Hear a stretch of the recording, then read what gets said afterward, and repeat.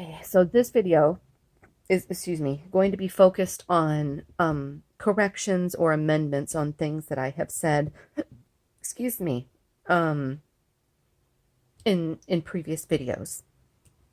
And I'm sure I'll think of others down the road, but these were some of the ones that I remember thinking I should have probably clarified these things a little bit better. First, when cleaning your nebulizer equipment, I would recommend, before handling it, washing your hands with soap and water. That may have been obvious. It may not have been. Regardless, it doesn't hurt to have a friendly reminder that when, again, the reason that I put a Ziploc bag over my incentive spirometer mouthpiece, so that if it drops on the floor, that doesn't touch the floor.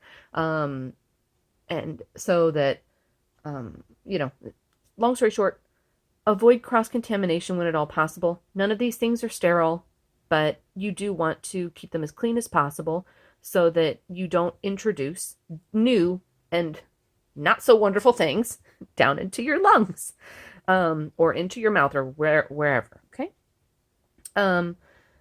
Some people, when I discussed rinsing your equipment off, I would recommend doing warm water. Some people might be a little overzealous and think that putting them through the dishwasher would be a good idea. It's not. Don't do that. You shouldn't be putting equipment, like medical equipment, in the dishwasher unless you are instructed to do so by the manufacturer or where you are getting it from. They can melt, they can distort, they can then not do their jobs properly. And medical equipment is not cheap. So don't put it in the dishwasher. I understand people wanting to sterilize things. At least with the nebulizer equipment, one thing that you could do is you could use a fresh or clean basin, or a basin of some sort, in order to give it a warm water bath. If you do use soap, I would not recommend antibacterial soaps, or and certainly no forms of bleach or Virex or harsh cleaners. You're putting these things on your skin and in your mouth. You don't want those things anywhere near those surfaces. That's why you're supposed to use gloves when you clean with Virex or bleach, because your skin is your largest organ and you don't want to be getting those things soaked in to your body. With that being said, again, going back to the warm water bath for your nebulizer equipment, again, just for these parts. So mouthpiece, the top, and then this little piece comes out as well. So make sure you know that so that you don't drop it someplace gross in the meantime. But yes, washing those things, just soaking them in a warm water bath, yes, that's just fine. It shouldn't be hot, again, because you don't want to melt or distort these things.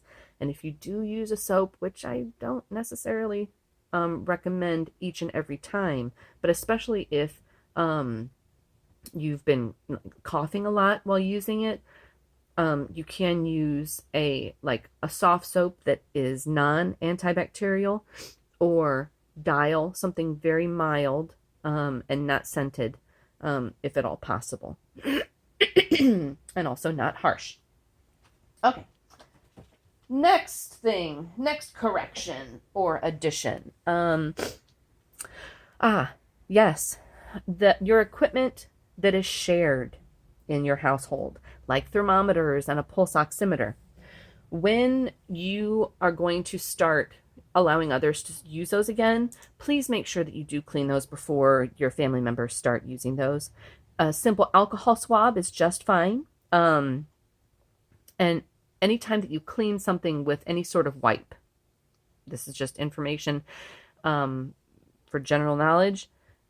If it's wet, you have to allow it to dry, and that's when it's fully clean. So, yes, just rubbing it down with the alcohol swab is great, but I wouldn't use it right away. I'd wait till it was dry so that the alcohol has had the time to do its full job and to do all of its work. Again, no bleach, no Virex on these bits of equipment. People will be putting thermometers in their mouth. People will be, putting their pulse oximeter on their finger, on their skin. Just don't go there. Plus, it could damage the equipment as well. And the incentive spirometer. Yes, that was another correction that I wanted to make. I was instructing you not thoroughly, and also I want to make sure that you know that it can. I did allude to this, but I wasn't like forceful with it. You can do it wrong, so don't get an incentive spirometer if you don't either have a prescription or know how to use it properly. It is an excellent tool to monitor and progress with your breathing with any respiratory issue. However, keep in mind that the reason that these are given out, post-surgery is because you have a respiratory therapist who's been trained in the use of this tool and many others to make sure that the way that you use it is specified to your individual needs. Not everybody is the same. That's why I showed you this chart. But keep in mind, this chart does not take all things into account. If you have emphysema, you're not going to be going to this same level of other people your age and your height are going to be going. That's just not going to be in your lungs' ability levels or capacity. It isn't going to be there. So keep in mind that this is a general guide. I want to stress that. With the amount of pressure, I did clearly say that. Oh.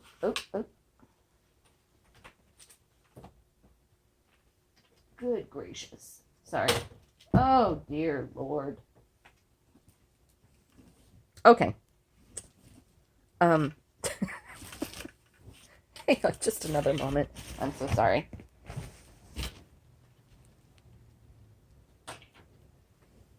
Dropping things all over the place. Okay. So, first of all, where you bring this level to, if you have, let me just say, if you have no other pre-existing conditions, and essentially if you have no other pre-existing conditions, especially respiratory, this is a good guide to use. However, I would caution you if you have any sort of COPD, emphysema, respiratory disease in general, I would say that you will have to modify those recommendations, and you should go to your either pulmonologist or your primary care physician to ask what their recommended directions would be. If you have a respiratory therapist, that would be the best, but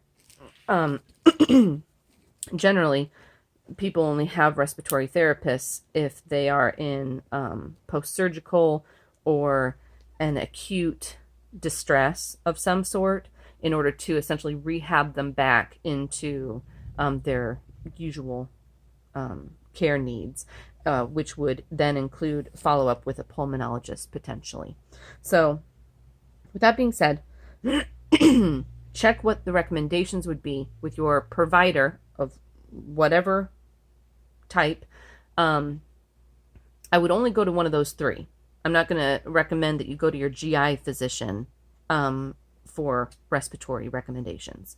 I would recommend first pulmonologist, or if you have a respiratory therapist, they're probably going to be giving you one of these anyway. And then secondary would be your primary care physician. Just like you don't want to overinflate someone's lungs when you are giving CPR, you also don't want to overinflate or overexert your lungs when you're doing this. One thing that I said that was just outright wrong is I said, deep breaths in and out to prepare. At least for the baseline, they want you to exhale normally. And then, after you've already exhaled, then, bring the mouthpiece up to your mouth, close your lips around it, and inhale. Now, this doesn't say what I had said.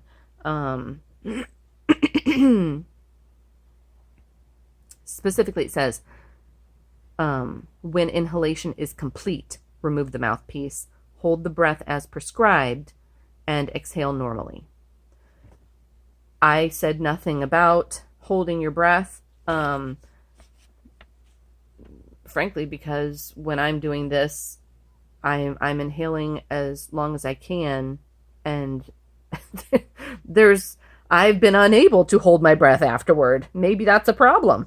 But what I specifically said, which is actually, I would say a little more thorough than that, is make sure that your inhalation is controlled and slow. And the goal is a deep breath, but again, controlled and slow. Because if you do it too fast, it's going to be up in this good area, up in the good area, instead of the best, which is right here. The best is where you want it to remain, to ensure that you're getting the best quality inhalation rating or measurement. Yeah, that's a better way of saying it, measurement. So yeah. So in essence, I knew that I needed this, and I was definitely, it was rare for me to be asking for one, because instruction is necessary with the proper use of equipment. And I wanted to apologize for any misleading instruction that I provided with the incentive spirometer, but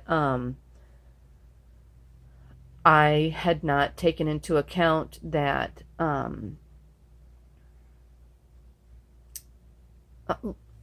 essentially I don't generally have respiratory issues, and I know the benefits that this can provide. So I knew that this would be a good tool for me. It may not be recommended for some people for some reason. I don't know. I can't think of one, but again, I don't know everything. Nobody does. So I certainly don't want to tell you that everyone should get an incentive spirometer if you have COVID. What I'm saying is it's an excellent method of helping in deep breathing exercises. With that being said, there are plenty of both meditative and just exercise-based deep breathing exercises that you can perform that are just as beneficial. You just won't have the visual component to know your measured progress. You will benefit from deep breathing exercises. You just won't necessarily see the results. If you care about the results a lot and you don't have an incentive spirometer, you could take detailed notes of how long you inhaled, how it felt, those are all things that can be measurable, as long as you keep thorough, detailed notes. But that seems a bit much for me. So, and what I would do, regardless on whether you have an incentive spirometer or not, still doing breathing exercises. If you have respiratory symptoms dealing with COVID, I would recommend doing it 5 to 7 times a day. Just so that you can keep your lungs hopefully free from pneumonia and still active and expanding fully. You want to keep that active because, again, the goal with COVID is to avoid the hospital. And the way to do that is to treat yourself aggressively at home, as best as possible. So those were some corrections, amendments, and additions that I wanted to share with you. Hopefully they were helpful. I apologize for any misleading information from before, or potentially incomplete information. But hope you have a wonderful day, and I'll make another video sometime.